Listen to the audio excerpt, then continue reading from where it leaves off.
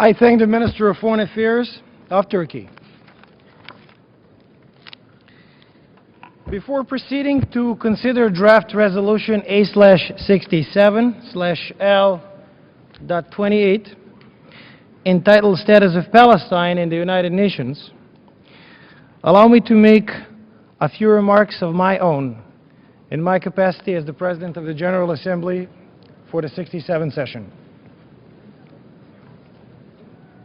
Mr. Secretary General, Mr. President, esteemed foreign ministers, excellencies, ladies and gentlemen.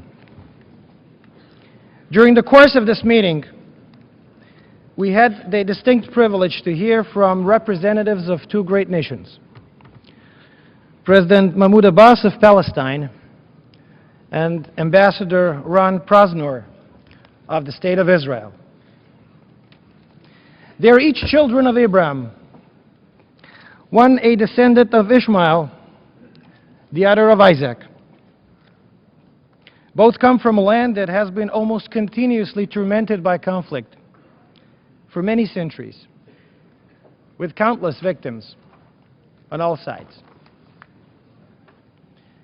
The strife has not abated during the 67 years of this organization's existence, despite the fact that it came into being to save the succeeding generations from the scourge of war. Notwithstanding the valiant efforts of some of the greatest statesmen of the 20th century, a negotiated comprehensive settlement enabling Israel and Palestine to live side by side in peace and security has yet to materialize.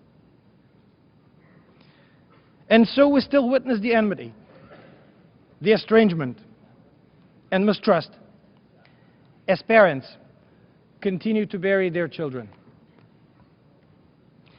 In today's globalizing, interconnected world, what happens between the River Jordan and the shores of the Mediterranean has become the key to the security and well-being of the entire mankind. Excellencies, I have no doubt that history will judge this day to have been fraught with significance. But whether it will come to be looked upon as a step in the right direction on the road to peace will depend on how we bear ourselves in its wake. Let us therefore have the wisdom to act in furtherance of the goal that we all share. In coming to the end of my remarks, allow me to extend an appeal from this rostrum to all of you, and in particular to my dear friends from Palestine and Israel, to work for peace, to negotiate in good faith, and ultimately to succeed in reaching the historical settlement. This is our common and most solemn duty to the whole world, but first and foremost to the proud men and women who live in the land that is holy to so many of us. In the Zohar it is written, God is peace, His name is peace, and all is bound together in peace. And in the Quran we read that Allah invites all the nations to the abode of peace and brings whom He wills to a straight path. Excellencies, in a few moments I will ask you to cast your ballots as you see fit.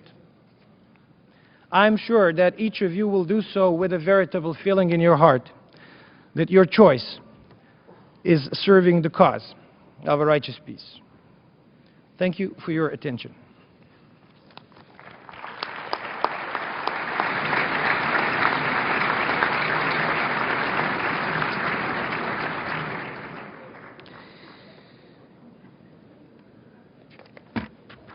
An assembly would now take a decision on draft resolution A/67/L.28 entitled Status of Palestine in the United Nations. I will now give the floor to the Under Secretary General.